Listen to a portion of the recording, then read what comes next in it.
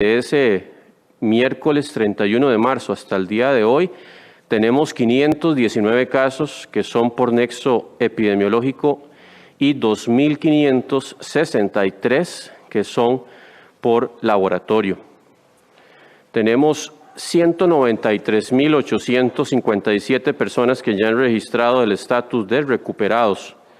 Con respecto a hospitalización, son 390 personas que se encuentran en estos momentos en servicios de salud en condición de ingresados, ¿verdad?, en una cama, y prácticamente el 50% de ellos, 194, están en una unidad de cuidados intensivos con edades que van desde los 0 hasta los 93 años. Pasamos a las cifras de los casos fatales, y ahí siempre nuestro más sentido pésame a todas las familias, a todos los amigos, todos los compañeros que están sufriendo y han sufrido y siguen sufriendo, porque en realidad eso es un fenómeno que no es tan fácil superar, la partida de esas personas por el COVID-19. El miércoles se registraron 8 lamentables fallecimientos, el jueves se contabilizan 5, el viernes 4, el sábado 7, el domingo hubo 2, el lunes se registraron 9 fallecidos y hoy martes se registran 8 personas fallecidas por COVID.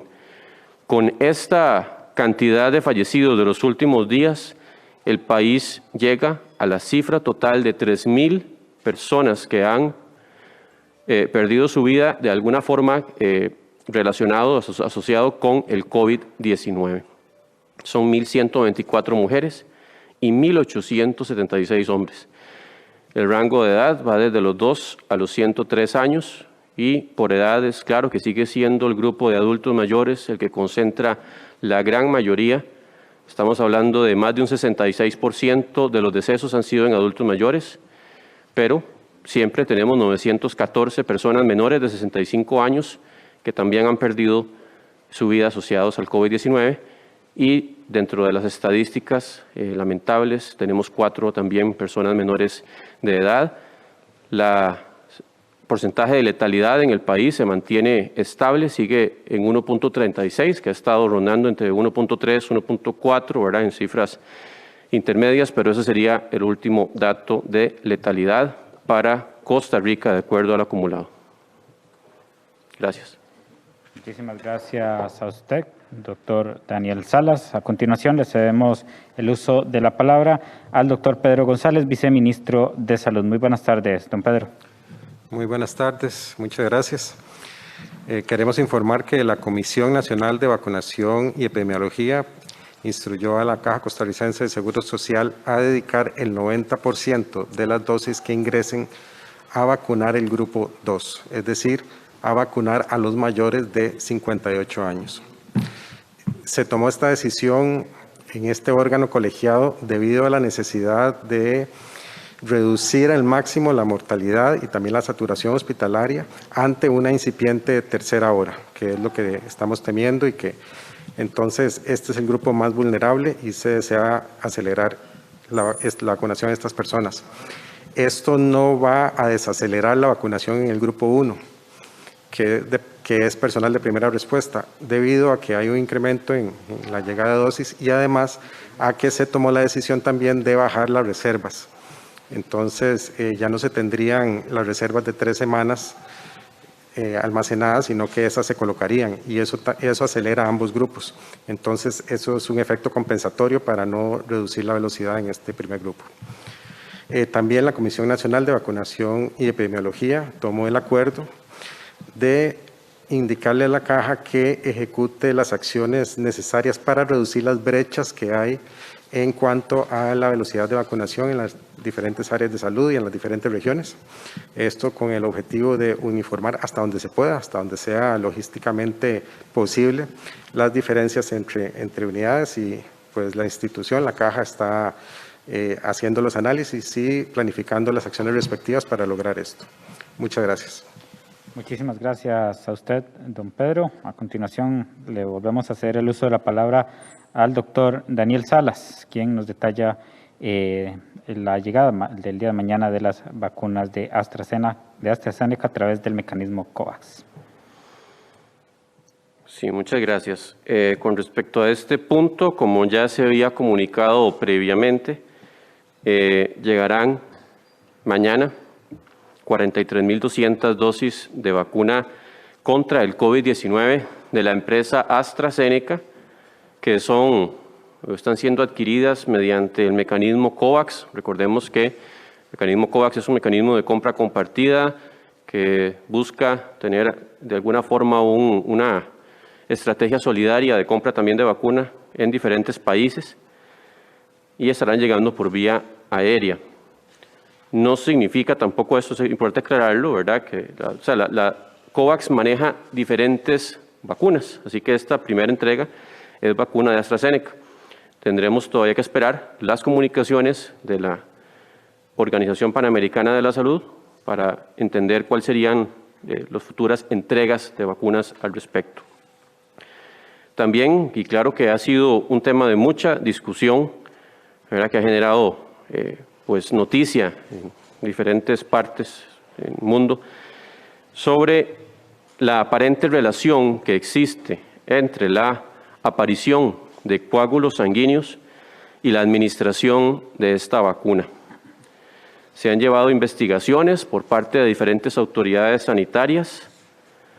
Recordemos en esto la EMA, ¿verdad? Que es la Agencia de Medicamentos de Europa, es una de las agencias estrictas de alta rigurosidad a nivel regulatorio que está llevando también investigaciones al respecto, además de lo que han estado haciendo otros entes y por supuesto también la Organización Mundial de la Salud que da seguimiento a toda esta situación. Es importante indicar que los datos que tenemos hasta el momento no están dando una relación de causa-efecto. O sea, sí existe una relación temporal en el tiempo entre la administración de la vacuna y algunos fenómenos coagulatorios, pero no se ha demostrado que sea la vacuna la causa de la aparición de esos fenómenos coagulatorios. Y recordemos también que es en Costa Rica, ¿verdad? Y en el mundo un evento bastante frecuente, los fenómenos coagulatorios. La Comisión Nacional de Vacunación y Epidemiología está completamente atenta. Hoy tuvimos la 14ª reunión o 15ª, ya por ahí vamos en lo que va del año, y estamos completamente atentos a lo que indique tanto la Organización Mundial de la Salud como la Agencia Europea de Medicamentos, con el fin de establecer el uso de esta vacuna en nuestro país, previo a su distribución por parte de la Caja Costarricense de Seguro Social, que ha estado llevando toda esta parte bastante demandante en cuanto a la logística de la vacunación. Y es importante aquí reiterar que todas las decisiones que hemos tomado con respecto a la pandemia se han tomado y se tomarán tomando como base la ciencia, la evidencia científica. Por eso es que justamente se han seleccionado las vacunas que se han seleccionado y no otras. Y todo ese análisis es llevado al seno de la Comisión de Vacunas y ahí justamente se tomará la decisión de cómo se utilizará esta vacuna.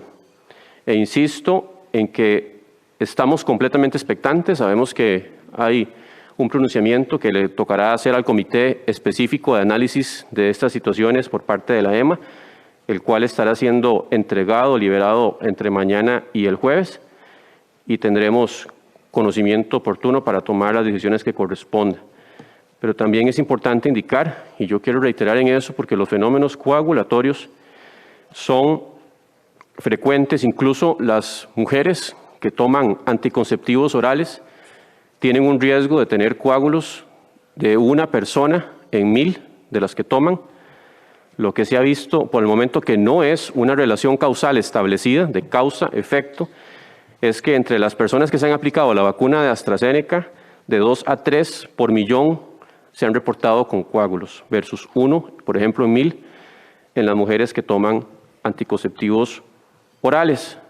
Y también es importante indicar lo que se ha analizado hasta el momento, y lo ha dicho la OMS, lo ha dicho la Agencia de Medicamentos de Europa es que el beneficio que confiere la vacuna de protección contra la enfermedad grave y por lo tanto contra la muerte del COVID sobrepasa en muchísimo el porcentaje de este eventual riesgo, porque todavía no se ha demostrado esa causalidad, y que eso justamente estamos hablando que la vacuna de AstraZeneca hoy por hoy está salvando muchísimas vidas. Estamos hablando de cientos de miles de personas que se están salvando de una hospitalización en una UCI o eventualmente de muerte.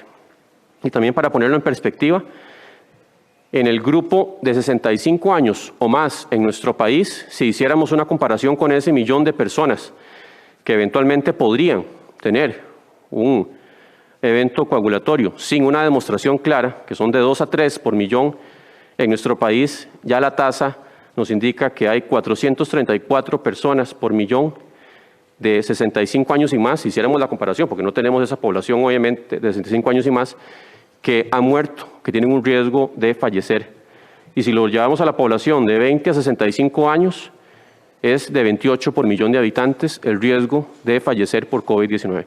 Simplemente es para poner números y dimensiones sobre la mesa en esta discusión, que insisto, nosotros nos seguiremos basando siempre en la ciencia, en la evidencia científica, y no solamente en rumores o percepciones, ¿verdad?, que no están debidamente documentadas con análisis que sean concluyentes, que indiquen verdaderamente cuál es la relación, si es de casualidad o de causa, ¿verdad?, entre esto que se ha reportado con la vacuna de AstraZeneca.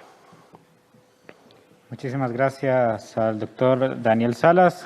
Vamos a escuchar a continuación al presidente de la Comisión Nacional de Prevención de Riesgos y Atención de Emergencias, señor Alexander Solís, quien nos informará sobre el cambio de alertas en distintos cantones del país. Muy buenas tardes, don Alexander.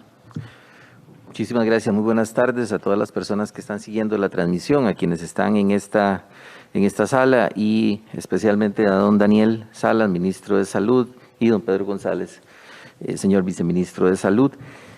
En relación con las alertas, como hemos venido manejándolo, cada 2 semanas se aplica el índice de riesgo cantonal y aquellos cantones que tienen un índice de riesgo cantonal de acuerdo con las variables epidemiológicas que se evalúan superior a 2, pasan a la condición de alerta naranja. Si esta condición baja de la cifra de 2, ya sea que pasan o se mantienen en la condición de alerta amarilla. Seguimos manejándonos en alerta naranja, en alerta amarilla, y esto hago la referencia en el sentido de que no ha pasado esta fase de riesgo de la pandemia. Muchas veces tendemos a bajar la guardia, lo hemos visto en las últimas semanas, lo vimos durante las actividades de Semana Santa. También cuando uno conversa con la gente, hay personas que dicen, pero es que esto ya pasó porque los casos vienen bajando. Sin embargo, realmente hemos visto en las últimas semanas también cómo hemos venido incrementando los casos, y es parte de lo que el señor ministro de Salud también mencionó al inicio de esta conferencia. Por lo tanto, seguimos aplicando estos índices de riesgo y nos seguimos moviendo entre las alertas amarilla y la alerta naranja, que en realidad son la condición de alarma, el aviso que se está generando a estos cantones para que toda la población pueda, en un lenguaje más sencillo, más fácil, a partir de un código de colores, establecer ese nivel de amenaza, ese riesgo que tenemos, esa probabilidad de contraer el virus que está con mayor incidencia en algunos de los cantones. Para esta semana, 10 cantones suben de la condición de alerta amarilla a alerta naranja. En este caso son cantones que adquieren, de acuerdo con estas variables, un índice de riesgo cantonal superior a 2. Son en la provincia de Alajuela y Orotina, en la provincia de Heredia, San Isidro, Belén y San Pablo de Heredia, en la provincia de Guanacaste, Ojancha y Nandayure. Nandayure es la primera vez que llega a la condición de alerta naranja en todo lo que llevamos de pandemia, así que hay que poner muchísima atención en todos los cantones, pero sobre todo en aquellos que pasan muchos meses haciendo un control efectivo del riesgo o que lo han hecho durante toda la pandemia y de pronto se pierde ese control y aumentan importantemente los casos. En la provincia de Punta Arenas tendremos Punta Arenas, Buenos Aires, y en la provincia de Limón, Limón. Estos son los 10 cantones que pasan a la condición de alerta naranja, dado que ha aumentado su índice de riesgo cantonal. En el caso de Nandayure tenemos una elevación de ese índice de riesgo cantonal por encima de 2. Como dije antes, es la primera vez que llega la condición de alerta naranja, de modo tal que en total tenemos 20 cantones con la condición de alerta naranja, iniciando este segundo semestre del 2021. El 45% de estos cantones están ubicados en las provincias de Punta Arenas y Limón, por lo que hay que tener bastante atención también en estos sectores. Solo 10% de estos cantones están en la provincia de San José, son Dota, son en la zona de Los Santos y Pérez Celedón, y nuevamente la provincia de Cartago vuelve a mantener todos sus cantones en alerta amarilla, así que también hay que redoblar esos esfuerzos en la provincia de Cartago. 10 cantones pasan de alerta naranja a alerta amarilla. Estos son aquellos que han logrado bajar esos índices de riesgo cantonal, esos indicadores de riesgo cantonal, y son en la provincia de San José, Santa Ana y Alajuelita, Grecia y Atenas en la provincia de Alajuela, en Cartago, El Guarco, en Punta Arenas, Montes de Oro, Golfito y Cotobruz, y en Limón, Matina. Realmente también importante mencionar que el cantón de Golfito permanecía en alerta naranja desde diciembre anterior, luego de 13 semanas logra bajar su índice de riesgo cantonal y esta semana ha cerrado con menos de 20 contagios nuevos. En total 62 cantones permanecen en alerta amarilla para las próximas 2 semanas, según la consideración que se hace a partir de la vigilancia de los casos y la situación que se analiza en la sala de situación nacional y el Centro de Operaciones de Emergencia.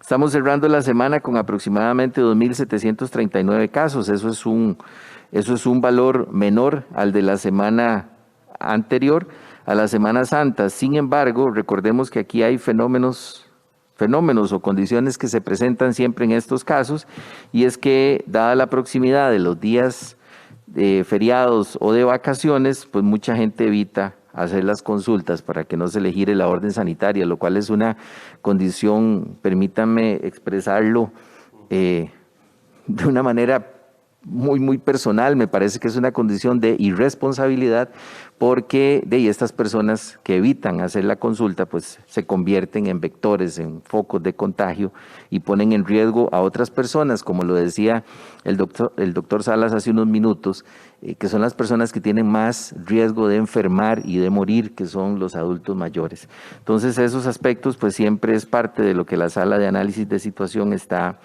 llevando a detalle.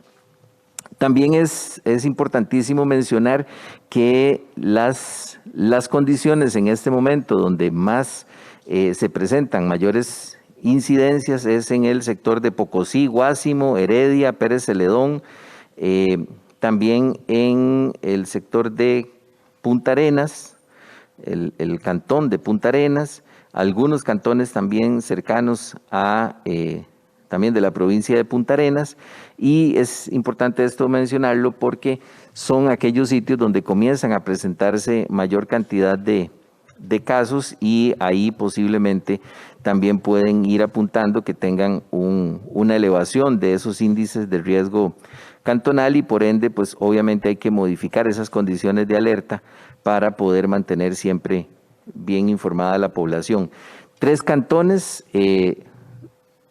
son los que tienen mayor incidencia también de casos. Un 18% de los casos están acumulados en San José, Alajuela y Desamparados. Y si pensamos en los 10 cantones que más casos presentan, llegamos a un 43% de todos los casos en este momento, y son los cantones de San José, Alajuela, Desamparados, San Carlos, Heredia, Punta Arenas, Alajuelita, Limón, Goicoechea y Cartago. Son sitios donde realmente tenemos que poner muchísima atención para seguir trabajando fuertemente en el modelo de gestión compartida Costa Rica Trabaja y Se Cuida. Hay además reiterar también lo que ya hemos venido mencionando. Se mantiene la llegada de las vacunas de Pfizer. El promedio que se espera para las próximas semanas anda por el orden de las 100,000 dosis aproximadamente, y también, como ya lo anunció el doctor Salas, pues se mantiene la expectativa del ingreso por el mecanismo COVAX para el próximo miércoles de 43,000 dosis.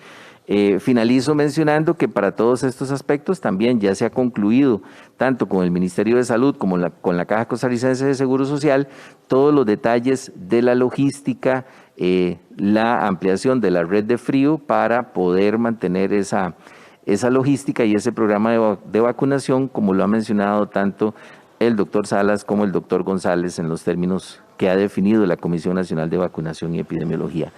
Yo nada más termino haciendo el llamado a no bajar la guardia.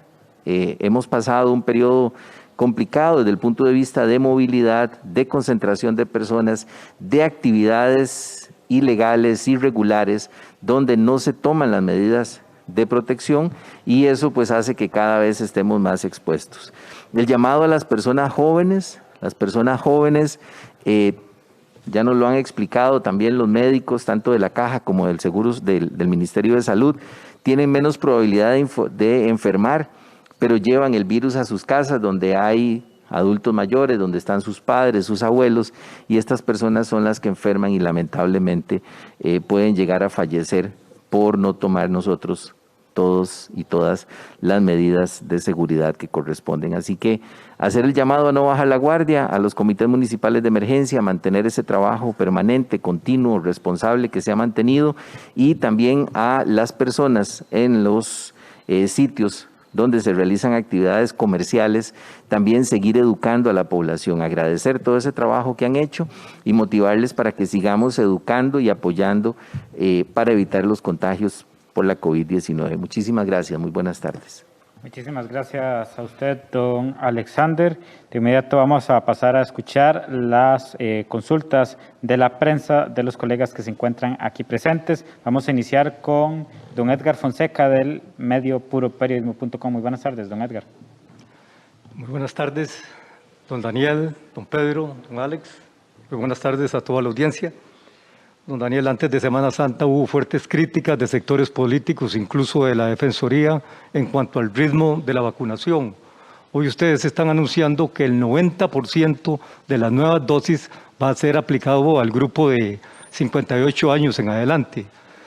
¿Cuál es el estimado de población que ustedes pretenden abarcar y en qué plazo al decidir este 90% de uso de esas vacunas que van a entrar al país? Segundo, don Daniel, en cuanto a la posibilidad de gestionar donaciones internacionales, Estados Unidos está anunciando hoy la posibilidad de donaciones a naciones en otros continentes. Si la está evaluando Costa Rica esta posibilidad. Y tercero, don Daniel, ante la inminente tercera ola que ustedes han mencionado, atraviesa el país en este momento, ¿valoran ustedes algunas medidas de contención más drásticas para evitar la presión que se está dando sobre hospitales y sobre unidades de cuidados intensivos? Y para don Pedro, una pregunta muy específica por parte de una paciente que envía en el sentido que dice: ¿qué pasaría con nosotros, los anticoagulados con warfarina, si no hay peligro con la vacuna AstraZeneca, ya que tenemos mucho miedo con eso? Ante esta duda de un paciente y que pueden tenerlo muchos otros pacientes en este momento del país, ante el uso de la nueva vacuna de AstraZeneca, ¿cuál es la posición de ustedes? Muchas gracias. Muchas gracias a usted, don Edgar. Iniciamos con don Daniel. Sí, muchas gracias, don Edgar, por todas sus preguntas. Con respecto al tiempo de vacunación, pues en realidad no dar un tiempo exacto es difícil. O sea, uno maneja rangos y esperaríamos que con el grupo 2, el grupo 1 terminaría eventualmente antes que el grupo 2 y el grupo 2 esperamos que ya esté en su completitud finalizando mayo, empezando junio. Pero eso, como le digo, no podemos tampoco ponerlo ya absolutamente, ¿verdad?, en realidad, porque igual hay que entender que pues hay toda una logística, ¿verdad? Estamos también, esperemos que las cantidades de dosis que están llegando se mantengan, ¿verdad? Puede ser que en algún momento incluso ingrese más vacuna, ¿verdad?, de otras fuentes, y eso podría también incluso agilizar. Pero sí es claro que no vemos un 100% de las dos dosis aplicadas posiblemente, sino hasta junio, ¿verdad?, del grupo 2. Podría ser antes, pero todavía no podemos decirlo con exactitud. Con respecto a la pregunta número 2, respecto a las donaciones que se pueden dar, claro que en eso se siguen explorando los posibles mecanismos. La Cancillería es el órgano responsable de gestionar todo esto. Ellos han estado muy involucrados con el tema de vacunación desde que se conformó el grupo interinstitucional para la gestión de las vacunas en nuestro país, desde agosto del año pasado, y ellos han estado muy atentos a toda esta posibilidad y están tocando las puertas, o más bien estarían tocando las puertas en el momento que haya una posibilidad real. Por el momento sí se ha hecho la gestión, pero fue justamente de vacuna de AstraZeneca, ¿verdad? Y creo que fue en India, pero bueno, no tuvo todavía una respuesta favorable, pero claro que ellos siguen haciendo esa exploración y esas gestiones. Y con respecto a las medidas de contención más drásticas ante una tercera ola, también lo hemos estado indicando, existe mucha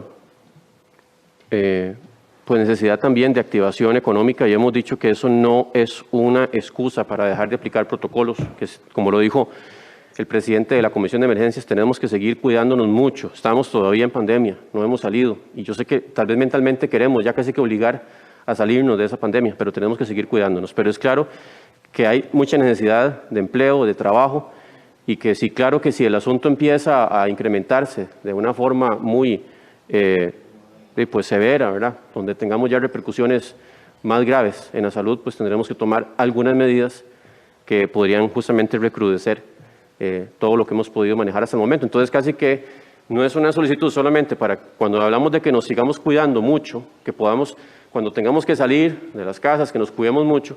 Es un asunto no solamente de proteger la salud, sino también de proteger lo que hemos logrado en los avances hasta el momento de reactivación económica. Incluso poder ir más allá. Si nos cuidamos, podemos incluso ir más allá. Don Alexander y luego don Pedro. Don Alexander, consulta. Pero, ¿había pregunta para mí? ¿O era? No, era Pedro. Pedro. Perdón, don Pedro. Muchas gracias. Como dijo el doctor Salas inicialmente, muchas de las decisiones o todas las decisiones que se han tomado en torno a este tema se han tratado de que sean basadas en evidencia científica, sin que haya otros elementos adicionales, que no sean la ciencia propiamente la que las fundamenten.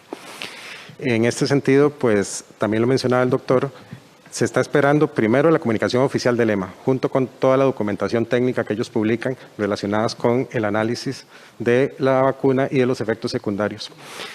Cuando esa documentación esté, la Comisión de Vacunas, que es un órgano técnico interdisciplinario, va a analizar la evidencia que hay y definir si hay grupos de riesgo más expuestos o no. Hasta ahora las decisiones se han tomado siempre buscando la mayor protección y el menor riesgo, o el menor riesgo para la población, que siempre el beneficio sea a favor de la salud de las personas. Entonces, la comisión luego de este análisis estará indicando si hay grupos específicos que deban abstenerse o no de alguna de las vacunas o de los biológicos que vayan a ingresar al país. Muchísimas gracias, don Pedro. Muchísimas gracias, don Edgar. A continuación, escuchamos a Tomás del medio El Observador. Muy buenas tardes, Tomás. Gracias, buenas tardes a todos. Don Alexander, comienzo por usted. Quería consultarle sobre la logística del mecanismo COVAX. Mañana viene la primera entrega. ¿Cómo está el asunto? ¿Van a venir por semana? ¿En qué plazo esperamos que nos lleguen estas vacunas de COVAX? ¿Y por qué el adelanto? En teoría llegaban a fin de mes. ¿Hay alguna razón para que nos hayan adelantado la primera entrega? Y luego, don Daniel y don Pedro, si nos pueden ayudar por este lado. En el caso de la vacuna de AstraZeneca, varios países han optado por no aplicarla en mayores de 65. Para el caso costarricense, ¿en qué rango etario van a estar aplicándola inicialmente, ya ahora que llegan a partir de mañana? Y en segundo lugar, saber a las personas en qué momento se les indicará cuál vacuna le van a poner, la de Pfizer o la de AstraZeneca. ¿Se le avisa desde que se le da la cita? ¿Se le avisa una hora antes, en el momento de vacunarla? ¿Cómo está la logística también en esa línea? Muchas gracias. Tomás, don Alexander. Sí, muchas gracias, Tomás. En relación con el mecanismo COVAX, igual también el doctor Salas y el doctor González podrían ampliar. Básicamente el mecanismo COVAX lo que hace es gestionar con las farmacéuticas y hace un llamamiento, por mencionarlo en términos más prácticos, a los países que estén interesados. Entonces uno lo que hace es que aplica y dice, sí, mándeme todas las que pueda, sí estoy interesado, y ellos le dicen, bueno, se le va a mandar esta cantidad. Nosotros tenemos en este momento un compromiso entre la última semana de abril y la primera de mayo para tener más de 200,000 dosis, 216,000 si mal no recuerdo. Eso es lo que tenemos en este momento calendarizado. Ellos lo que nos dijeron fue, incluso nos hablaron de la posibilidad de adelantarla a la tercera semana de abril y rápidamente nos notificaron el día sábado que teníamos la posibilidad de accesar estas 43,000. De momento no tenemos una confirmación de si la siguiente semana va a venir otra cantidad igual, pero sí lo que ya le mencioné, porque se hace por aplicación y ellos asignan las dosis. Bien, muchísimas gracias, don Alex. Don Daniel. Sí, con respecto a la posición que usted indica, otros países han adoptado de no aplicar vacuna de menores de 65 años en caso de AstraZeneca. Nosotros igual estamos, como indicábamos, esperando el pronunciamiento oficial de la EMA. Ya la información que se ha obtenido previamente, incluso de hasta fechas muy recientes, ¿verdad? Hace pocos días, tanto de la EMA como de la OMS, es que todavía no existe ninguna contraindicación en ese sentido. Pero claro que lo que vaya a aportar la EMA en los siguientes días va a ser muy importante para tomar esa consideración. Y con respecto a lo de, no sé si quieres responder la otra pregunta, que es en qué momento se avisará cuál vacuna se le pone, eso yo creo que también hay que definirlo en la comisión, ¿verdad? Sí, eso todavía no está definido en este momento. Obviamente sí se avisará a las personas qué vacuna les va a tocar. Y todavía no se va a iniciar la aplicación, ni se va a definir en qué grupos, hasta que haya suficiente evidencia para hacerlo de forma segura para la población. Okay. Y nada más una precisión, en los últimos meses uno de los poquitos cambios que tuvimos en las restricciones fue la entrada a clases y la ampliación de la restricción vehicular los fines de semana. ¿Hay alguna incidencia que ustedes hayan visto en el aumento de casos que estamos teniendo estas últimas semanas y esa política o no? No, en realidad hemos visto que con respecto a la entrada a clases, el hecho de contar con protocolos, con compromiso tanto de los profesores, de los administrativos, de los padres de familia y los mismos niños que han sido muy receptivos en aplicar las medidas, ha ayudado mucho a mitigar y hacer que la entrada a clases no signifique un incremento importante. Con respecto a la restricción vehicular, pues también sabemos que son medidas importantes, incluso ya hay estudios estadísticos, ¿verdad?, que han dado todo el apoyo y han indicado que el hecho de tener restricción ciertos días y ciertas franjas horarias hace que haya disminución en la movilidad y eso es importante. Entonces, sí vemos que tal vez eso puede haber colaborado un poco más, sin embargo, como hemos indicado, si el escenario empeora, pues tendremos que, lamentablemente, pues volver a restricciones, que, insisto, en este momento yo creo que todos estamos conscientes que podemos movilizarnos con total responsabilidad, aplicando protocolos, siendo responsables, ¿verdad? No, si tenemos síntomas, como decía don Alexander, ir a consultar, ¿verdad?, tener la orden sanitaria y no andar de forma irresponsable con síntomas, ¿verdad?, ahí tosiendo o con fiebre y con tos y con estornudo, con lo que sea, ¿verdad?, por todo lado movilizándonos, contagiando a otras personas. Muchísimas gracias, don Daniel. Muchísimas gracias, Tomás. A continuación, escucharemos la consulta de la colega Laura Brenes de Repretel. Muy buenas tardes, Laura. Buenas tardes para los tres. No sé, don Pedro o don Daniel, están esperando entonces el pronunciamiento de la EMA. ¿Cuánto tardarían en revisar ese pronunciamiento y a partir de cuándo estarían entonces aplicando las dosis de AstraZeneca? ¿Qué se le dice a la gente que en este momento tiene temor y dice, no, yo me la juego, como popularmente decimos, para evitar o por temor a ese riesgo? Don Alex, no sé cuál es la comunicación que tienen ustedes con los gobiernos locales. Durante Semana Santa vimos muchos cantones con actividades masivas, eventos masivos y no pasó nada. Entonces, ¿cuál es esa comunicación que ustedes mantienen y la responsabilidad también para esos mismos gobiernos locales?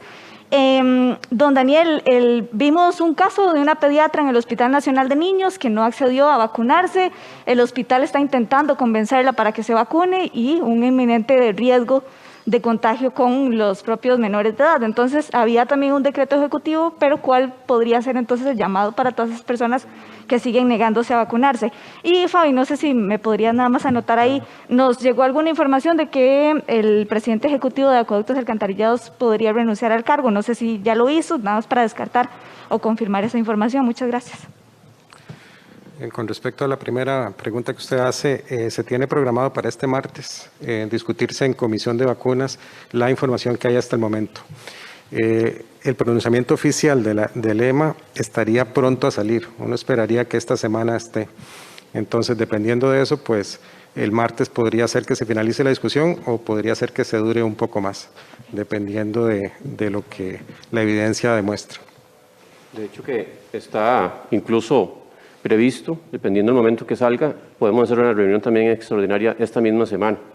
Las reuniones las tenemos, generalmente la comisión se reúne una vez al mes en tiempos normales. En esos tiempos nos hemos estado reuniendo prácticamente una vez a la semana o incluso 2 veces a la semana para tocar temas más urgentes. Entonces sí es posible incluso que esta misma semana podamos tener una extraordinaria, si no, en todo caso, pues sería la siguiente reunión. Con respecto a la pregunta que usted hacía también del llamado a vacunarse, vean, yo creo que un perfil de un profesional en salud que ha pasado por una universidad, que justamente son los cimientos científicos los que lo pusieron enfrente de un paciente, el hecho de no vacunarse está negando esos cimientos científicos. Entonces, es un asunto de suma responsabilidad, de respeto, de ese llamado incluso que tenemos en el caso de los médicos, pero sé que hay muchos profesionales de primero no hacer daño, vacunarse es primero no hacer daño. Así que seguimos llamando de la forma más amigable, de la forma más respetuosa, a todo el personal de salud a que se vacune oportunamente.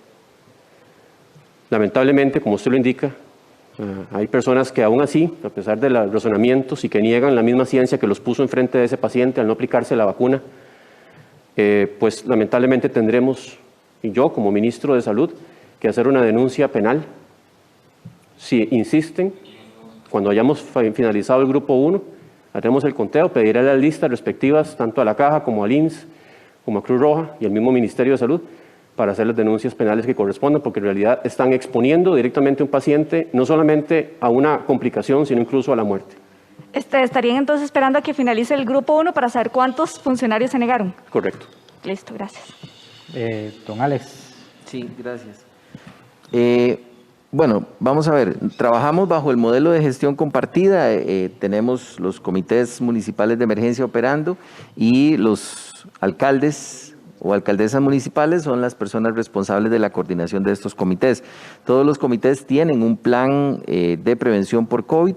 Por supuesto que hay diferencias en la aplicación de estos planes. En términos generales, yo le puedo decir a usted que durante la Semana Santa realizamos entre 500 a 800 visitas aleatorias en diferentes cantones. Observamos, por ejemplo, una baja respecto a visitas anteriores al programa permanente e incluso también respecto a el fin de año anterior, una disminución en el uso de mascarillas. Antes teníamos entre un 75 y un 80%, ahora andamos más o menos entre un 72 y un 75% en uso de mascarillas. Sí se observó más cumplimiento de burbujas sociales, aunque realmente la observación ahí además es que el concepto de burbuja la gente lo ha ido como ampliando y eso yo creo que es algo también que hay que llamar la atención, ¿verdad? Se mezclan burbujas, entonces las burbujas se han hecho más grandes y eso realmente también incide en forma negativa en la transmisión. Sí se observan los mismos parámetros en términos de cumplimiento de distanciamiento. Esto solamente para mencionar, le ha mejorado mucho la rotulación también y evitar aglomeraciones en los sitios que hemos inspeccionado. Ahora, el reporte de actividades masivas, nosotros lo que tenemos es reportes de actividades clandestinas, ¿verdad? Que se han desarrollado mucho, se han proliferado las fiestas en fincas, en quintas, las cabalgatas, las corridas de toros, tipo de fiestas de este tipo que se hacen a escondidas del mismo gobierno local. Tenemos reportes de gobiernos locales donde ellos han tomado decisiones para evitar este tipo de aglomeraciones, pero lastimosamente los grupos cerrados los están organizando y por más cerrado que sea el grupo, pues siempre llegan 200, 300, 400 personas a estar en ese espacio. Eso incluso hasta en las instituciones como la Cruz Roja Costarricense han hecho el llamado vehemente a no participar en estas actividades, porque no solamente estamos hablando del riesgo de contraer y de transmitir la COVID-19, sino también que estas actividades no tienen ningún tipo de seguridad. Es decir, no hay fuerza pública, no hay seguridad privada, no hay una institución de atención de emergencias médicas o de trauma que pueda estar ahí para socorrer a las personas en forma inmediata si ocurre un accidente. Así que reforzamos el llamado a evitar este tipo de actividades, estas aglomeraciones y actividades masivas y a considerar Nuevamente, seguimos bajo condición de pandemia. Coincidimos con lo que ha mencionado el ministro de Salud, también apoyando todas las actividades económicas. Hemos coordinado con los gobiernos locales y con las cámaras empresariales para poder trabajar en este modelo, aplicando los protocolos, apoyando a la gente, educándola, dándole seguridad.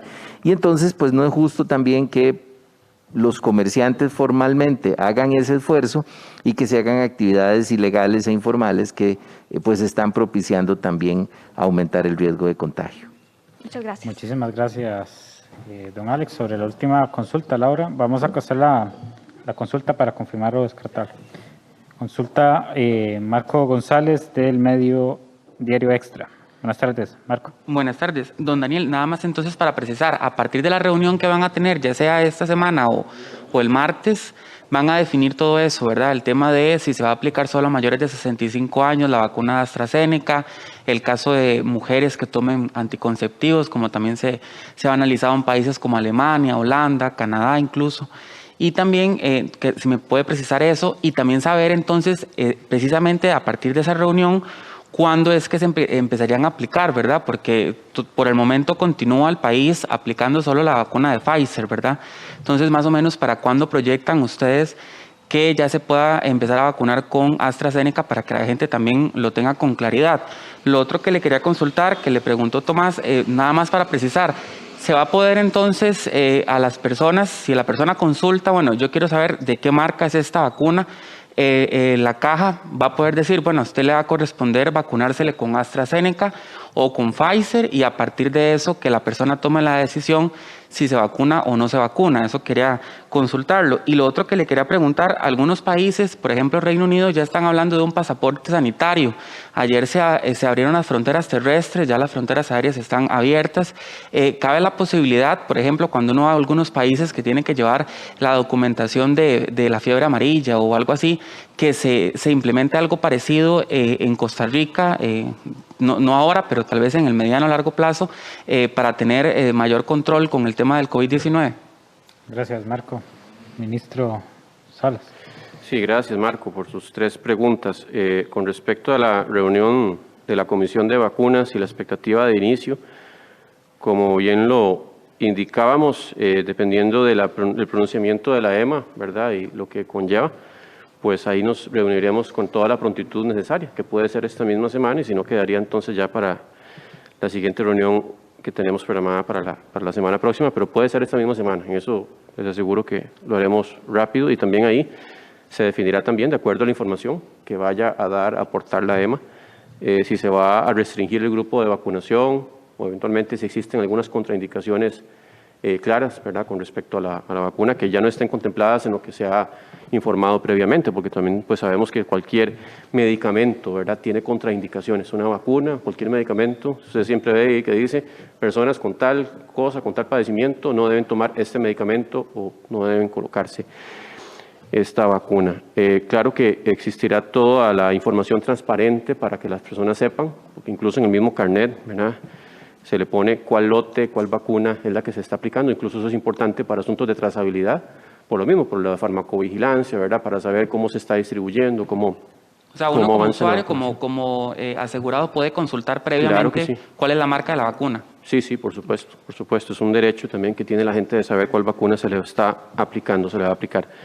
Y con respecto al tema que usted indicaba del pasaporte internacional, con esto, ahí tenemos al enlace del Reglamento Sanitario Internacional, el doctor Carlos Salguero, que ha estado involucrado en el tema, ¿verdad?, de lleno, con apoyo de la Unidad de Relaciones Internacionales del Ministerio de Salud, dándole seguimiento a todo lo que es el avance en estos posibles mecanismos. Sabemos que es difícil, al no existir un solo mecanismo, ¿verdad?, de pasaporte internacional y que tenga un grado de seguridad y de validación más fuerte, pues es difícil proceder solamente con diferentes formatos de todo el mundo, ¿verdad?, porque pueden ser muy fácilmente falsificados y no tenemos la forma con certeza, ¿verdad?, de saber si es un documento original, si eso verdaderamente confiere, ¿verdad?, la inmunidad. Entonces, en eso todavía se está avanzando, como usted lo indica bien, ya tal vez la Unión Europea, que tienen pues un asunto mucho más, ¿verdad?, cohesionado internamente, más fácil, pues para ellos puede ser más fácil esto, pero nosotros estamos todavía dándole seguimiento a este tema, y en caso de que veamos que hay un mecanismo que confiere una confianza mucho más importante, ¿verdad?, que no sea fácilmente falsificable, claro que podríamos eventualmente manejarlo, pero por el momento no hemos encontrado ese mecanismo, ¿verdad? Ahí hemos visto que hay diferentes formas de consignar. Algunos países incluso manejan códigos QR, pero hasta los mismos códigos QR también pueden falsificarse, ¿verdad? Y como le digo, al haber una variedad muy amplia de formatos, es difícil, ¿verdad?, darle seguimiento a la autenticidad de todos. Don Daniel, lo otro que le quería consultar en relación al tema entonces de la vacuna AstraZeneca, ¿cuándo es entonces que se empezaría a aplicar? ¿Para cuándo calculan ustedes? ¿Si va a ser para finales de mes, queda para abril? Porque una cosa va a ser el pronunciamiento de la EMA y la reunión que ustedes van a tener, y otra cosa es cuando operativamente se puede empezar a aplicar, ¿verdad? También, tal vez para que la gente sepa. Y lo otro que preguntaba Laura, le quería consultar. Sin embargo, en el hospital de niños mencionan que sigue haciendo falta el reglamento. Está el decreto, pero no está el reglamento para poder ver con detalle cómo es la vacunación obligatoria en el personal médico. Acordémonos que hay personas que tal vez tienen una contraindicación, etcétera, y no se vacunan no porque quieren, sino porque tienen un padecimiento, y eso implica que el doctor, el especialista, pues no se vacune. Y ese reglamento sigue pendiente por parte del Ministerio de Salud. Muchas gracias. Marco, ministro. Sí, con respecto a esto, eso sería más bien ya un reglamento interno de la caja si quieren implementarlo, pero eso no significa, es una indicación muy clara, o sea, la persona que no tenga una contraindicación y que es personal de salud debe vacunarse, o sea, no se ocupa como poner muchas especificidades al respecto. Obviamente, si hay una contraindicación médica, pues es como cualquier otra persona, no se debe vacunar, pero en realidad esa es la única condición que rige. Y es claro que al no cumplirlo, como ya indiqué anteriormente, pues yo pediré las listas y haré las denuncias correspondientes, porque también se le está dando ya mucha oportunidad, ¿verdad?, a través de diálogo, acercamientos, de convencimiento, casi que repasarle otra vez las bases científicas que aprendió en la universidad, ¿verdad?, y que llevaron al descubrimiento de las vacunas, que ha sido el descubrimiento más importante de salud pública, además del agua, ¿verdad?, potable y los alcantarillados, para disminuir las enfermedades infectocontagiosas en los últimos años, ¿verdad?, que hemos erradicado la viruela, que no tenemos en este momento personas paralíticas por el polio, que no tenemos síndrome de rubiola congénita con niños, ¿verdad?, con malformaciones múltiples. Eso ha sido gracias a las vacunas. Entonces, todavía que una persona que ha aprendido todo esto, que conoce cómo funcionan, que sabe muy bien el fundamento científico y que no quiere hacerlo, pues claro que habrán lamentablemente repercusiones. ¿Y sobre AstraZeneca, cuándo empezarían entonces? Eso sería rápido, o sea, en el momento que la comisión se reúna, toma los criterios, la próxima semana sería que se tome dependiendo del momento, y si es a finales de semana, hay que ver también los tiempos de distribución que maneja la caja, ¿verdad?, porque la caja también tiene cortes, ahí doctor Pedro también el doctor González puede referirnos sobre este aspecto, pero la caja también tiene días de corte de distribución de vacunas. Lo que sí es que sería, pues no es que vamos a durar 15 días o 22 días para hacer la distribución. También recordemos que hay tiempos de vencimiento de las vacunas y no podemos tampoco resguardarlas o mantenerlas mucho tiempo. Muchísimas Sí, gracias. y recuérdese que también depende del pronunciamiento oficial de la EMA, de la europea. Se espera que esté en estos días. Entonces, después de eso, se esperaría que muy rápido, muy pronto, se empiecen a distribuir. Gracias. Muchísimas gracias, viceministro. Ministro, muchísimas gracias. Tenemos una consulta adicional del medio regional Acontecer CR. Nos consulta don Daniel. Costa Rica seguirá con entrada libre a turistas provenientes de Brasil, Chile, Uruguay, y a pesar del riesgo que supone la variante brasileña, que parece ser aún más infecciosa que otras variantes. Nos consulta el medio Acontecer CR. Sí, yo quería reiterar que esto de la denuncia penal es para la única sector de la población que es obligatorio, es para el personal de salud, no es para toda la población. Y como ya indicamos, el decreto empieza a regir desde que se publica, o sea, no es que tiene que existir el reglamento específico para que esto aplique. Y con respecto a esto de la entrada libre de turistas, nosotros seguimos siempre pues pidiendo el pase de salud, ¿verdad?, que tiene también obviamente una persona que tenga síntomas no puede ingresar, tiene que venir con el seguro respectivo para que pueda cubrir los gastos médicos en caso de internamiento por COVID. Y es claro que, como lo hemos visto en el pasado, en esta pandemia, si algo que hemos aprendido es que las barreras que podamos poner con respecto a un solo vector, una sola dirección, no funcionan, porque la globalización, los viajes son en este momento muy frecuentes por todo el mundo, y perfectamente, por ejemplo, la variante brasileña, que no la hemos todavía detectado en nuestro país, podría estar circulando y podría haber incluso ingresado de otro país, ¿verdad?, perfectamente desde Estados Unidos o desde otra fuente. Así que esos bloqueos unidireccionales al final no funcionan para impedir el ingreso de estas variantes, como ya también lo vimos incluso con el mismo COVID. Sabíamos que el COVID iba a llegar y los países que bloquearon sus fronteras también lo tuvieron en algún momento. Muchísimas gracias, ministro Salas. Muchísimas gracias al viceministro de Salud, también al doctor Pedro González, y gracias al señor Alexander Solís, presidente de la Comisión Nacional de Prevención de Riesgos y Atención de Emergencias. A cada uno y una de ustedes que sintonizaron esta transmisión, muchísimas gracias. Les recordamos, presidencia.go.cr/inclinada alertas para consultar las medidas de cierre, apertura, operación y alertas en los distintos cantones. Muy buenas tardes.